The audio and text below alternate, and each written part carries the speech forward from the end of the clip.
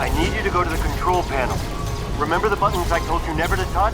I'm gonna need you to touch them. Look for the ignition relay cutoff. It's next to the fuel differential readout, which is between the pump compression gauge and the primary reserve No! Don't touch the missile battery switch. That's why there's a safety guard on it. Do you see the fuel readout display? Remember I showed you that one? It's on the other side of the manual control surface calibration. I don't think he knows what he's doing. Mando tries to guide Grogu through the controls on the ship to help him and Zeb during a chase with stormtroopers in the first Star Wars film in 7 years with The Mandalorian and Grogu. Brad, Star Wars is back. Sure. I don't know. Does it feel like it was gone? I know they're making a big deal of it. Like, it's been 7 years since Star Wars was been on the big screen. Yeah. But with all the Disney Plus stuff, we've been flooded with Star Wars content. Yeah, it feels like we've never missed it. Yeah, and so like Mandalorian Grogu coming back to big screen, like it just doesn't do anything for me. And if it must come to the big screen, if this TV show must be here in my movie theater, then it needs to be a movie, or at the very least, a proper continuation of the third season. Yeah. And I don't think it's a film. I don't think it's a sequel to the show. It's just like this slice in time. And which is sometimes is not bad to have kind of like a slice in time movie where you focus on a certain adventure. And I think this movie really is trying to kind of harken back to kind of like the essence and the origins of Star Wars with the adventure serials that George Lucas kind of came up with.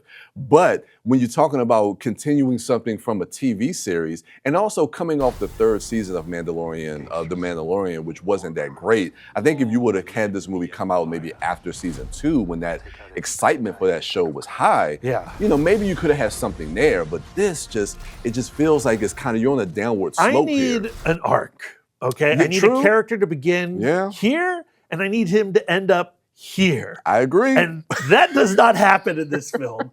And so if we're not going to have an arc, whether emotional or a narrative arc for our character, then the film has to just be the coolest looking, the best action. It's got to be top-notch visual style, and this ain't it. It's neither. It's middling. It's right in the middle of just like you said, visually with the action, or they don't do anything with the story, with the character or the story. You're right. There's no story here. The character arcs, like I said, when you build these characters on a TV show, you want to see some type of arc. You want to see something specifically with Mandalorian and or Grogu, to see some type of growth in those characters if we're going to continue their story after this movie. By the end of the third season, they've established themselves as like a found family, right? Like father and son, okay?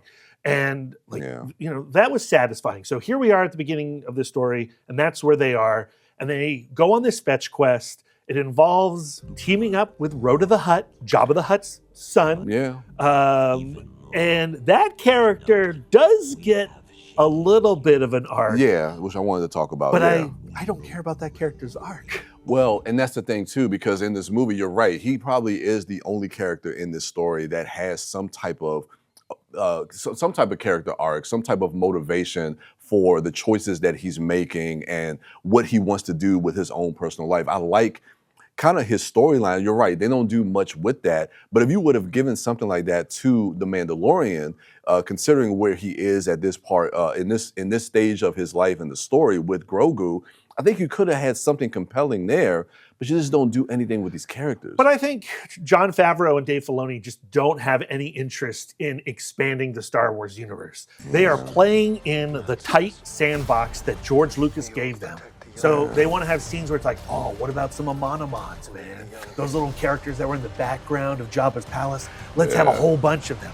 Let's pepper this thing with Babu Fricks. Let's have so many Hutts. You know, we got one Hutt in Return of the Jedi for 15 minutes. And now let's have 3 Hutts, 4 Hutts, 5 Hutts. These are all my favorite toys, but you're not growing the story. You're not expanding the types of stories that you can have in Star Wars. You've imprisoned yourself in your nostalgia.